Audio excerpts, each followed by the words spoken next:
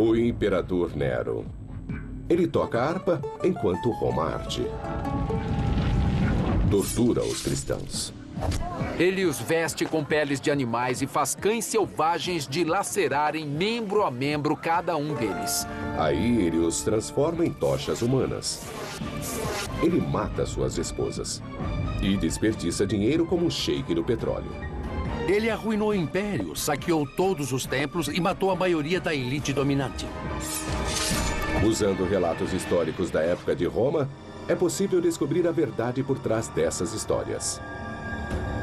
Os investigadores colocarão a vida de Nero sob o microscópio com uma série de testes científicos, revelando seus métodos sádicos de tortura e como ele criou uma das maiores fraudes financeiras da história. O papel que desempenhou no assassinato de sua esposa, de sua segunda esposa e de sua mãe. E um psiquiatra forense líder analisará as características deste bad boy. Tudo para revelar onde ele se encaixa frente a outros ícones do mau comportamento. Ícones do mau comportamento, Nero.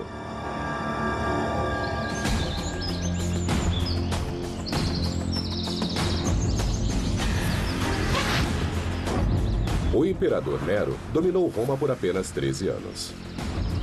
Nesse tempo, ele esculpe para si o título de um dos tiranos mais notórios da história.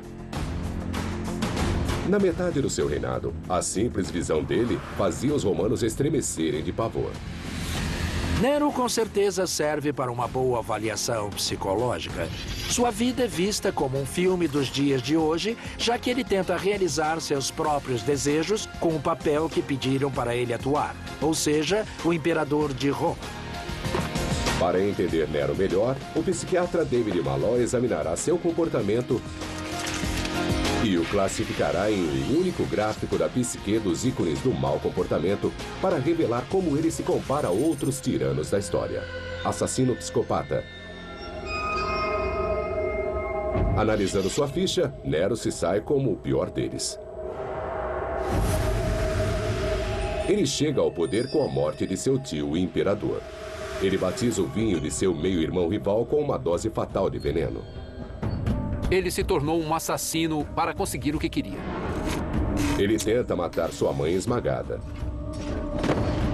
E quando isso falha, manda seus capangas acabarem com ela. Ele culpa os cristãos pelo incêndio de Roma e os queima vivos em retaliação.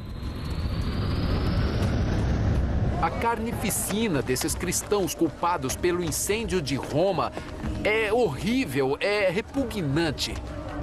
Ele usa chicotes e ferros de marcar ensinadores que o desagradam. E ele chuta sua esposa grávida até a morte. As histórias chocantes vêm dos historiadores romanos Tácito e Suetônio, que escreveram décadas após a morte de Nero. Eles são os colunistas de fofoca da época, demonizando Nero para fazer seus próprios governantes parecerem bons. Então, até que ponto devemos confiar neles? Para sabermos, a busca por evidências começa na infância de Nero. Ele nasceu em 37 d.C. em uma família romana muito problemática. Seu pai morre quando Nero tem só 3 anos e, por um tempo, seu modelo masculino é seu tio Calígula, que não era o tipo de cara para se brincar por aí. Nero não encontra conforto no seio de sua mãe Agripina, a irmã mais nova de Calígula. Ela não é apegada aos valores familiares. Agripina é muito transtornada. Ela foi violentada e expulsa por seu irmão Calígula. Ela cresceu acreditando que assassinato e incesto são normais, e ela estava bem preparada para usá-los para conseguir o que queria. Agripina queria chegar ao centro do poder em Roma. E ela planejou utilizar o jovem Nero para isso. Essa é a estrada para Roma, mas também é a rota de Agripina ao poder. Porque as mulheres na Roma antiga não eram legalmente autorizadas a exercer o poder, era a tarefa de homens. Mas Nero podia. E com Nero em Roma, Agripina podia ter o controle. Primeiro passo, aproximar-se do poder. A bela e astuta Agripina seduz e se casa com o imperador Cláudio, mesmo ele sendo o tio dela. O casamento incestuoso de Agripina com Cláudio insulta o povo de Roma, como hoje nos insulta. Mas ela era uma pessoa disposta a cruzar qualquer linha para obter o máximo de poder. Agripina pressiona Cláudio a adotar Nero e torná-lo herdeiro do trono à frente de seu próprio filho, Britânico. Nero está agora na fila para imperador. Nero subitamente enfrenta uma enorme mudança em sua vida. Ele está na fila de se tornar imperador de Roma, algo para o qual nunca foi treinado, ao qual ele não está preparado e psicologicamente não está tão claro o que ele quer. Ele é tirado neste papel como um fantoche de Agripina, sua mãe. Segundo as fontes, Agripina é impaciente por poder. Tácito e Seutônio dizem que Agripina queria um marido morto. Ela é poderosa e sabe quem usar, uma envenenadora condenada, Locusta. É virtualmente impossível pôr veneno na comida do imperador. Mas Agripina encontra um modo. Segundo as fontes, Cláudio encontra seu fim em um banquete de bebedeira quando ele come um prato de cogumelos envenenados.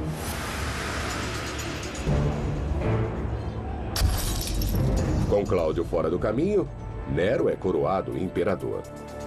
Isso o tornaria o homem mais poderoso do mundo. Mas, segundo as fontes, o poder real está nas mãos manipuladoras de Agripina. Seria isso só um ataque à irmã de Calígula? Ou há alguma verdade nisso? Moedas datando do início do reinado de Nero contêm pistas cruciais. Nero. Essa moeda é incomum porque mostra o busto de Nero e sua mãe Agripina do mesmo lado. É muito incomum ver mãe e filho juntos. E é um indício do poder de Agripina e diz claramente que havia algo muito especial na relação entre mãe e filho.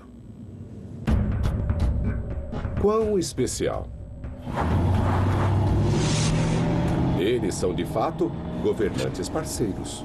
Mas logo, há uma briga entre mãe e filho e é sobre, o que mais? Uma mulher. 55 depois de Cristo, Nero, agora com 18 anos, se apaixona perdidamente por uma moça ex-escrava. E Agripina fica louca com isso. Isso poderia prejudicar sua permanência no poder, seu lugar na moeda. Ela tenta acabar com isso, mas Nero continua. Então Agripina demonstra seu poder. O controle de Nero sobre Roma ainda não estava totalmente seguro. Isso porque Cláudio tinha um filho natural que era o meio-irmão de Nero, Britânico. Forçada por Nero, Agripina agora ameaça substituí-lo do trono por Britânico. Britânico tem só 13 anos. Talvez ela pudesse mantê-lo na linha.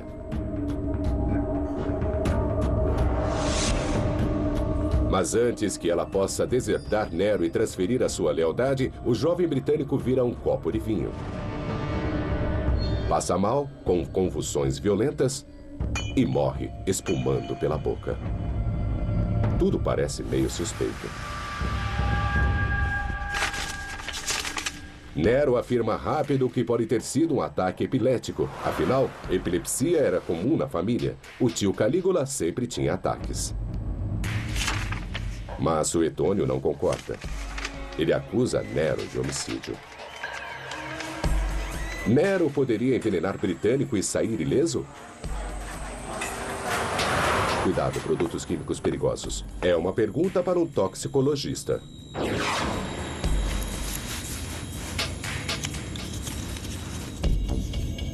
Com certeza havia vários venenos disponíveis para envenenadores e para Nero na época. Quando vemos isso, há 3 venenos que vêm à mente. Um é um componente de cianeto encontrado em sementes de frutas da época. O outro seria a estricnina e, finalmente, a cicuta. As fontes dizem que Britânico bebeu vinho diluído com água e que o veneno estava naquela água. Então, se Nero realmente o matou, o veneno que ele usou não poderia aparecer na água. Uma possibilidade, cianeto. Ele é encontrado em caroço de pêssego. mas você precisa de muitos para fazer um coquetel letal. O efeito de cianeto no corpo humano é muito forte. Isso pode ser rapidamente fatal, mas como ele pode ser entregue e estar bem disfarçado? E como podemos ver, mesmo mexendo, ele não se dissolve. Então teria sido perceptível que algo estava na bebida. Isso exclui o cianeto. Próximo, estricnina. O efeito do envenenamento por estricnina no corpo humano é muito claro. Depois que atinge o sistema, o paciente começa a sentir algo muito terrível. Ele começa a ter espasmos musculares, quase como a raiva dos cães. Os sintomas se encaixam. Mas a estricnina é muito amarga. Britânico a teria sentido no primeiro gole. Sobrou a cicuta. A cicuta na água é uma das mais, se não a mais tóxica planta do planeta. Como você pode ver, é clara, é difícil de detectar e o efeito da cicuta na água é rápido. Para a armação de Nero e seus envenenadores, este era o veneno perfeito para dar a Britânico. E o mais demonstrável, a coisa mais notória da cicuta na água é que ela provoca convulsões, ela provoca crises. E pelas crises teria sido fácil para Nero dar a desculpa da epilepsia. Então Nero, talvez com a ajuda de Locusta, a envenenadora, poderia ter matado o Britânico. Ele tinha os meios, a oportunidade e um motivo muito grande. E há outra coisa que parece suspeita. Britânico morre em circunstâncias estranhas. Mais estranho ainda são os ritos funerários. Eles são apressados, abruptos, e ocorrem no dia seguinte sem muita pompa e ritual, como seria digno de uma pessoa como Britânico. Se livrar da prova, rápido. Os historiadores estão convencidos de que tudo aponta ao fato de que Nero matou mesmo seu meio-irmão mais novo. Ele virou um assassino para conseguir o que queria, e isso foi um grande passo. Com isso, Nero sai da sombra de sua mãe Agripina. Ela lhe ensinou bem a lição e nada vai pará-lo agora.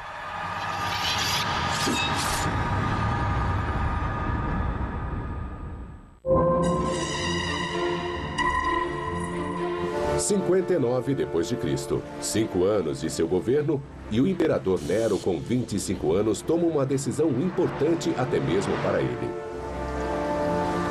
Ele vai matar sua mãe. A injuriada Agripina é a única pessoa entre ele e o poder absoluto.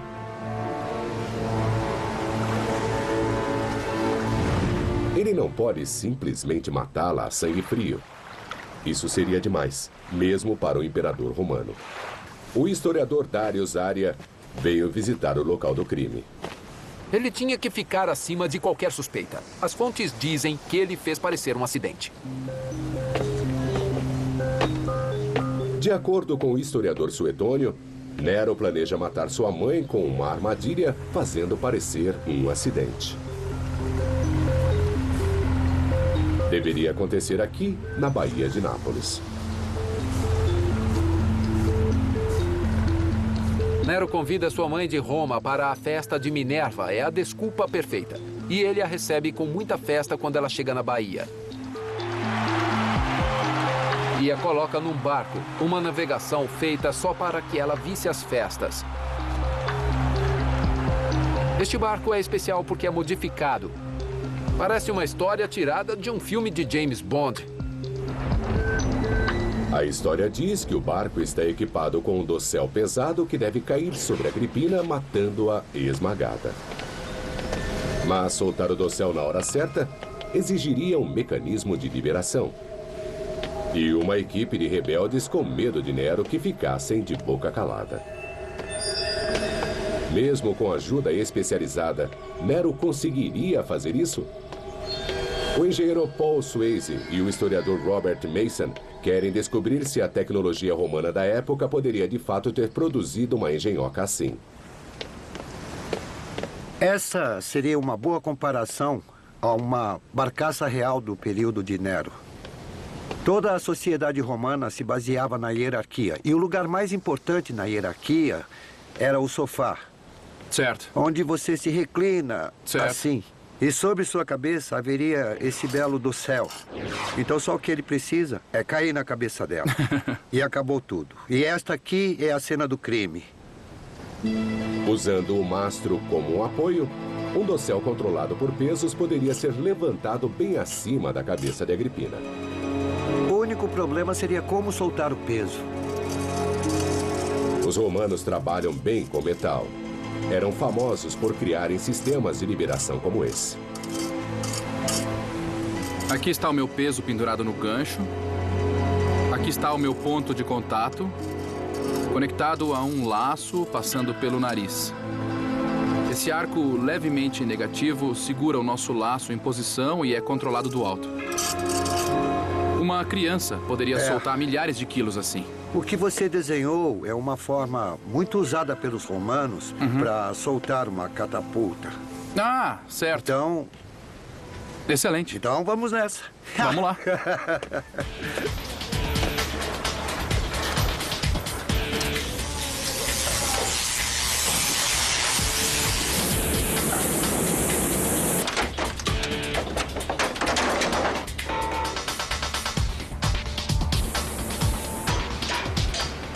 Esse é o sistema de controle. Agora, o dossel.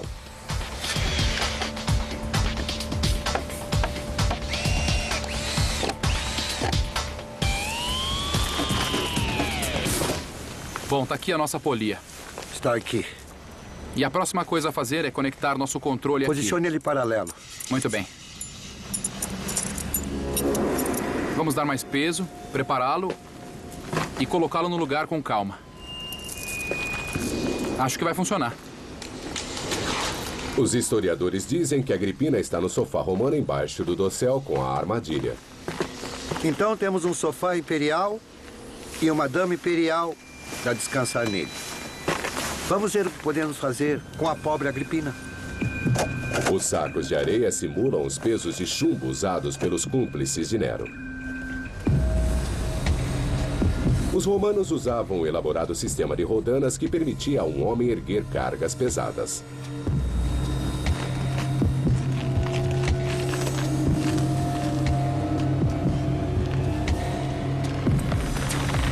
É hora do show.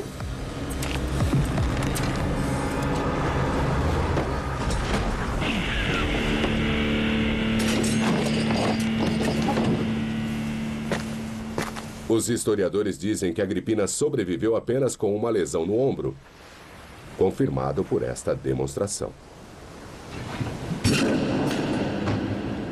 Esse é o dano que isso teria causado a ela. Os braços do sofá teriam impedido que ela se ferisse mais.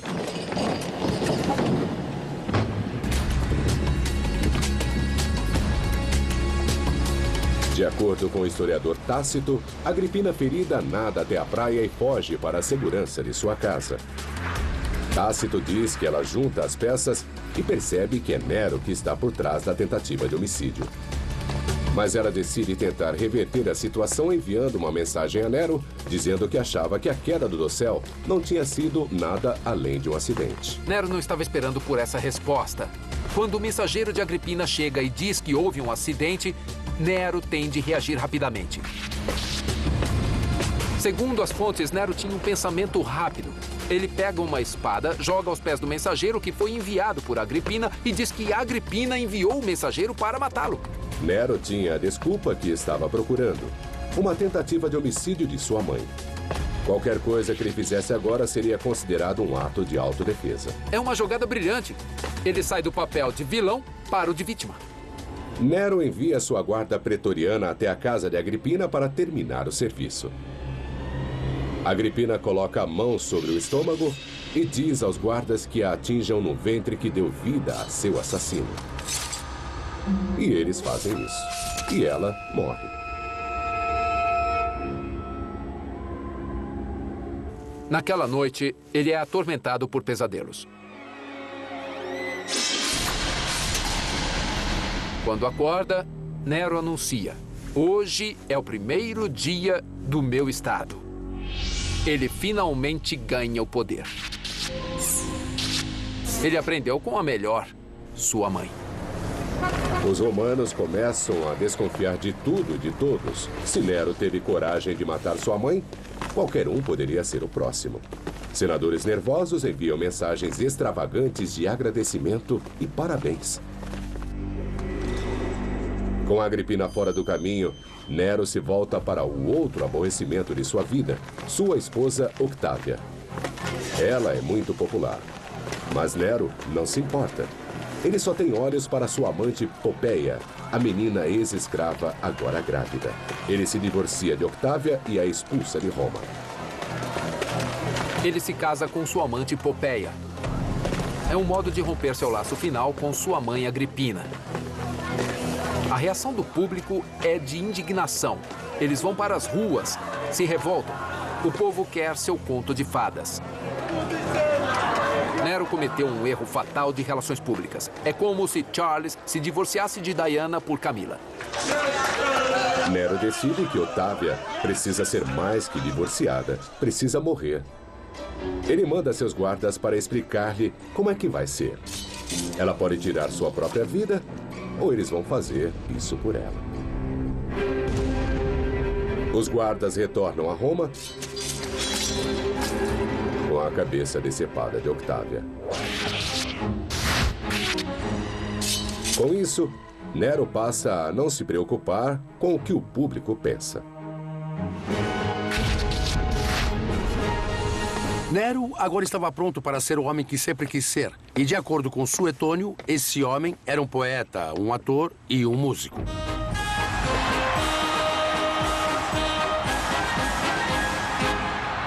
Não parece tão ruim para nós hoje, mas em termos de Roma Antiga é um ultraje. Porque na Roma Antiga os atores tinham o mesmo status das prostitutas. Então seria como o presidente dos Estados Unidos andar publicamente num ponto de prostituição. Os romanos respeitáveis não costumavam fazer isso. E o que isso nos diz sobre o estado mental de Nero? Nero agora torna-se imperador de Roma. Mas além de apenas o poder, aquilo que ele alcança agora é o palco que ele sempre quis. Ele agora tem a base para poder realizar o seu sonho de todas as pessoas o amarem. Ele agora é, literalmente, o centro de atenção do mundo. O desejo de Nero por atenção vai além do controle. Bem quando uma catástrofe histórica atinge Roma.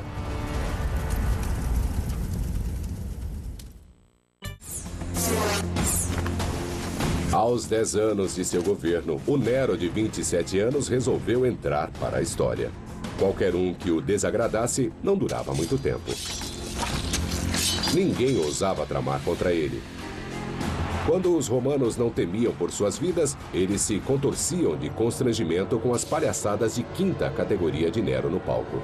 A análise psicológica sugere que Nero não pode ajudar a si mesmo. Nero agora se torna viciado em público. Ele está totalmente viciado em bajulação. Toda aquela adulação não bastava. Isso é parte da patologia de sua personalidade. Mostra que, no fundo, ele precisa daquele amor contínuo da multidão. Ele se tornou uma estrela de rock, de plantão 24 horas por dia. O cenário está agora pronto para o papel de Nero em um evento terrível. O grande incêndio de Roma.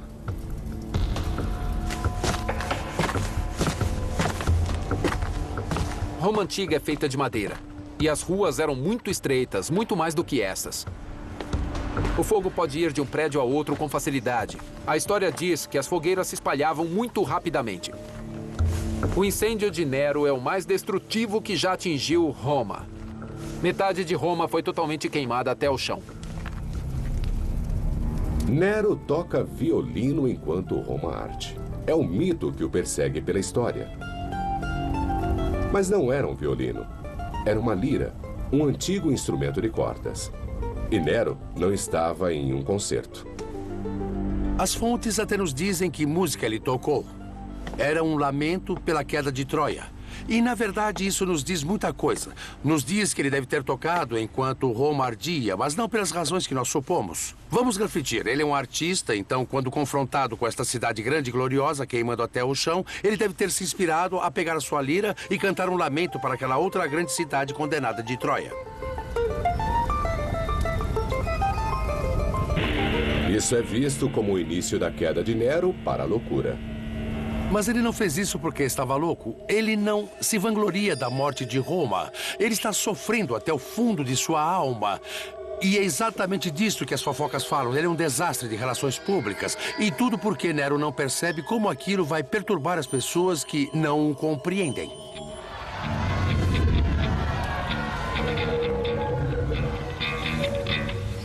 Uma possibilidade é pensar em Nero como um psicótico a essa altura, mas as evidências não dão apoio a isso. No máximo, ele aceitou essa realidade como seu momento de brilhar. O mundo está em chamas ao seu redor, mas ele continua a atuar. Este é o momento que ele estava esperando. O fogo queimou por 6 dias. As pessoas dizem que o incêndio foi criminoso. Os romanos exigem justiça. Nero rapidamente encontra alguém para culpar. Um bando de fanáticos religiosos que se tornaram incômodo por toda a cidade. Os cristãos. Os cristãos eram um presente para Nero porque era um culto à margem da sociedade. Havia até rumores que eles comiam a carne e o sangue de humanos, o sacramento do pão e vinho mal interpretado.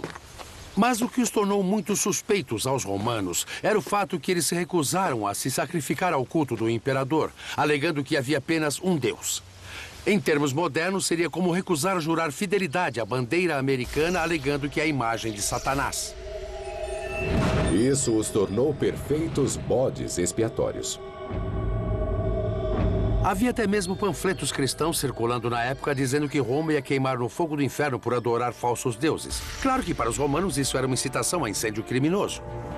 Nero ordenou que os cristãos fossem presos e submetidos a uma forma de punição selvagem. Ele prefere usar a flagelação com chicote, mas muito pior. Isso porque o chicote possuía bolas de metal pontudas.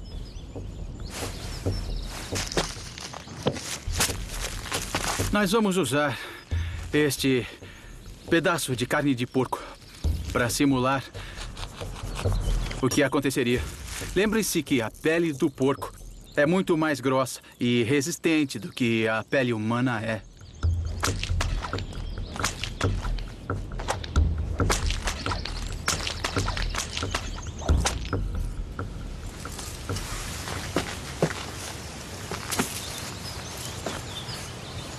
Olhe bem a profundidade dessas lesões que penetraram bem fundo até o tecido muscular, abaixo da camada de gordura, atravessando a pele.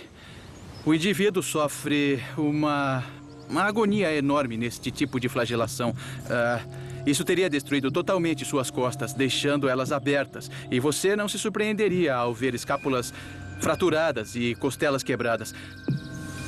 Um sangramento muito grave.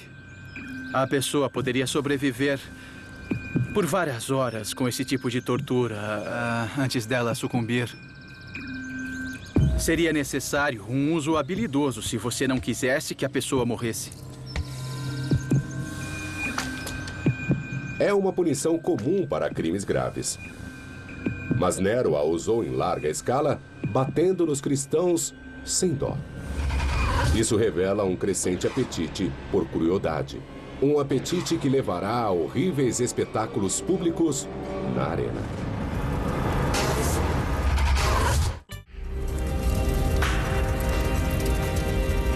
Um incêndio destrói quase toda Roma. Nero acredita que é intencional e culpa os cristãos emergentes. As represálias são selvagens. Os romanos estão acostumados a derramamento de sangue na arena. Mas o que faz Nero aos cristãos é excessivo. Ele os veste com peles de animais e faz cães selvagens dilacerarem membro a membro cada um deles.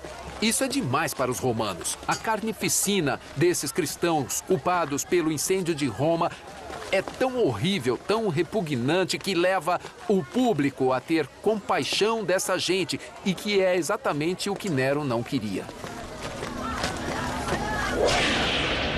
Mas Nero não se importa mais com a opinião pública e as atrocidades pioram. À noite, ele põe os cristãos amarrados a estacas revestidas com breu, coloca fogo e os transformam em tochas humanas.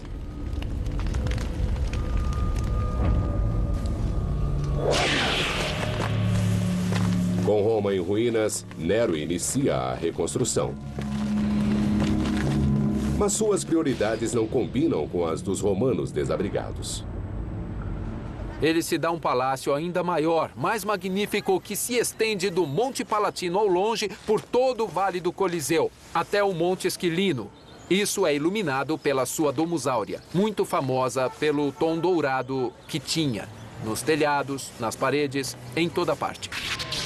Esse não é o jeito de conquistar os romanos. Ele modernizou sua cidade, mas agora ele pegou um grande pedaço para si. Seu senso de direito é semelhante ao pior dos excessos de Wall Street.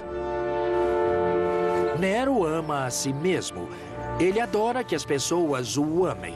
Mas ele não é psicótico. Ele não é louco. Não há nenhuma prova que ele esteja alucinado ou delirante. Ele continua a ser muito pleno e a ter uma meta. Mas essas metas são todas dirigidas a fazê-lo parecer melhor. Mas não há evidências de que esse homem seja psicótico.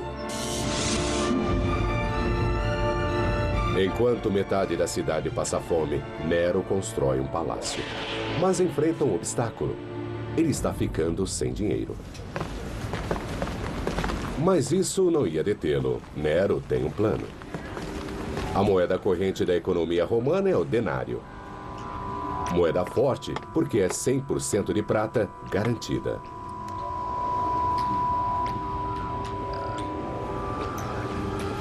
Na antiguidade, era muito importante para a pessoa comum, o homem de rua, ter fé no conteúdo de prata da moeda com a qual foi pago. Fosse ele um soldado romano, fosse um senador ou fosse ele só um operário agrícola.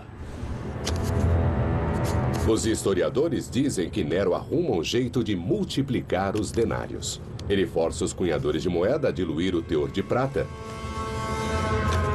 Mas isso não se confirma pela análise química prévia de um denário do reinado de Nero, identificado pelo rosto dele na moeda. O teste mostra que a moeda é de prata pura. Então parece que a história toda foi um exagero. Mas o Dr. Matthews Poynting decidiu cavar mais fundo, literalmente, e ter a ousadia de perfurar o interior de uma dessas moedas preciosas. A análise poderá nos dizer o quanto de cobre foi adicionado por Nero para baratear a moeda de prata, porque foi tirada de dentro da moeda, pulando algumas camadas superficiais que tiveram seu conteúdo de prata enriquecido antes do golpe. Uma amostra de dentro da moeda é passada por um espectrômetro de absorção atômica para medir o teor de prata. Nós estamos obtendo um dado de 170 partes por milhão nessa amostra. O que, se calcularmos com os fatores de diluição, dá uma quantidade em torno de menos de 80%. Isso teria feito a administração imperial economizar muito dinheiro. Os outros 20% são puro cobre. Então Nero realmente falsificou a moeda romana e usou o dinheiro para os projetos de seus palácios. Mas se a fraude fosse descoberta, ele seria linchado. O Dr. Poynting descobriu que Nero usou muita massa para ocultar a sua fraude, diluindo o conteúdo do metal precioso dentro das moedas. mas deixando pura prata na superfície. É muito diferente de colocar uma folha de prata sobre um núcleo de metal base, que era a técnica usada pelos falsários para forjar moedas. Neste caso, é um processo muito mais sofisticado, onde ele melhora a superfície da moeda de prata. A aposta audaciosa de Nero com a moeda romana foi sem precedentes. Pela primeira vez, nós conseguimos observar a degradação sistemática e bastante séria do conteúdo da grande unidade de prata do Império Romano, o denário de prata.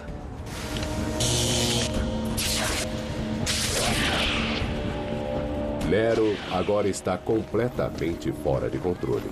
Um grupo de senadores se reúne para tramar uma tentativa de assassinato. Esta é a Cúria. Este é o ponto de encontro dos senadores. E eles têm uma conspiração. Eles estão discutindo a remoção do imperador. Eles querem o fim dele, querem matá-lo. Mas Nero está a fim de lutar. Nero está pronto para contra-atacar. Foi preparado por sua mãe para se defender. E faz isso de forma tão brutal, tão rápida, que ele sai vitorioso. Eles enfrentam a ira de Nero.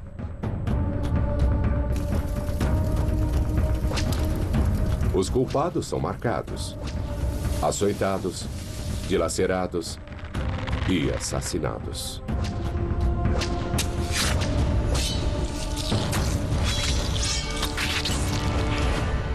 Ninguém está a salvo perto de Nero, nem mesmo sua nova esposa.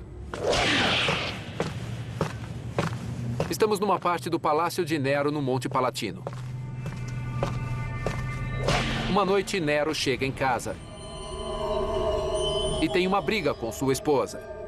Popéia está grávida de seu segundo filho e se queixa amargamente que Nero está passando muito tempo nos jogos. Muitas corridas. E num ataque de raiva, Nero reage. Nero a chuta até a morte. Matando não só ela, mas a criança também.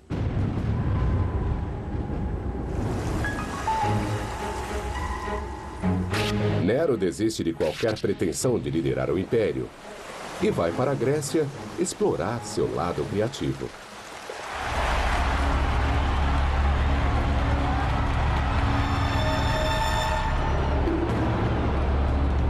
As competições artísticas são uma grande coisa na Grécia Antiga e Nero entra de coração nelas. Não é de surpreender que ele ganha todos os prêmios. Ele recebeu prêmios de competições que nem sequer participou. E Suetônio diz que ele ganhou 1.808 prêmios. Seriam 5 prêmios por dia durante um ano inteiro. Parece meio inacreditável para mim. Nero retorna para um acerto de contas cruel. A rebelião está no ar. O Senado romano passa uma resolução declarando que ele é um inimigo do Estado. Sua sorte finalmente acaba.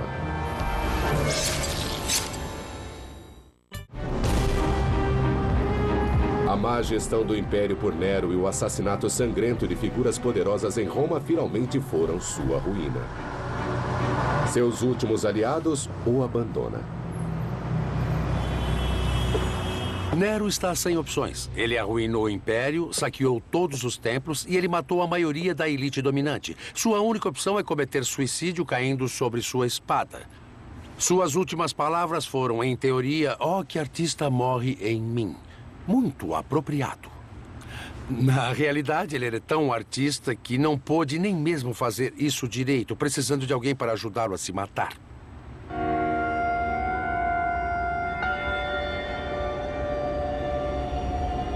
Um escravo liberto ajuda Nero com o golpe final. A cortina cai pela última vez. Nero tem 30 anos.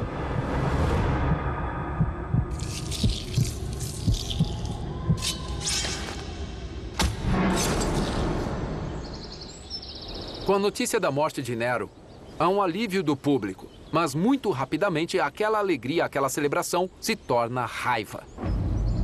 Os romanos não o querem apenas morto. Eles querem tudo o que sobrou dele arrasado.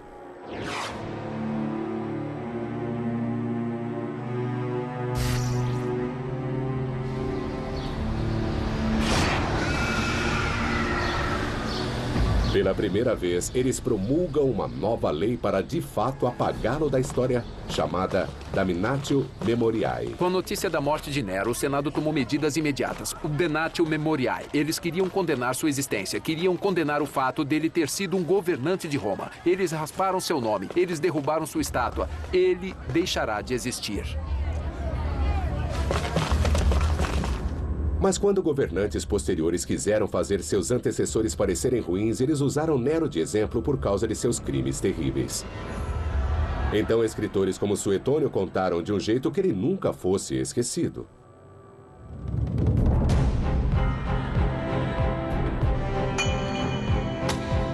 Ele envenena seu meio-irmão e manda matar sua mãe.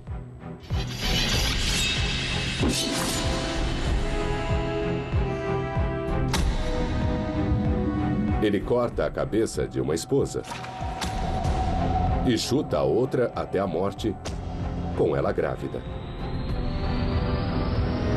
Ele utiliza o chicote nos cristãos e os transforma em tochas humanas. Ele mata senadores e rouba dos romanos, falsificando seu dinheiro. Em que lugar na escala dos tiranos estas ações de um ícone do mau comportamento colocam Nero? Assassino psicopata. Ele não tortura e mata pela emoção daquilo como seu tio Calígula. Ele tinha objetivos. Ele mata para obter ganhos pessoais ou políticos como Júlio César. Calígula. Quando ele faz uso de violência num sentido muito direto e administrativo, ele não tem a sede de sangue que uma quantidade enorme de governantes romanos famosos teve. Mas chutar sua esposa grávida até ela morrer numa raiva incontrolável o move pela escala para o psicótico. E a sua necessidade de ser o centro das atenções. O grande traço de personalidade de Nero é, com certeza, esse histrionismo, ao ponto de ter um transtorno de personalidade histriônica. A teatralidade e a superficialidade, essa necessidade, esse desejo de atenção, é o que vai realmente dirigir a sua personalidade. Nessa escala, Nero vai muito bem. Transtorno de personalidade histriônica. Então, quem tem um perfil de personalidade similar na história? Quando comparo Nero a uma figura histórica moderna ou mais recente, eu estaria procurando alguém que, como Nero, precisava do palco. Ele precisava das multidões e da adulação. Ele precisava que ele fosse o centro das atenções. Ao mesmo tempo, estaria olhando para alguém cruel e imoral. Olhemos para ninguém mais que um governante recente da Itália, Benito Mussolini. Mussolini foi um ditador com um grande ego, um traço de crueldade e um talento para o drama.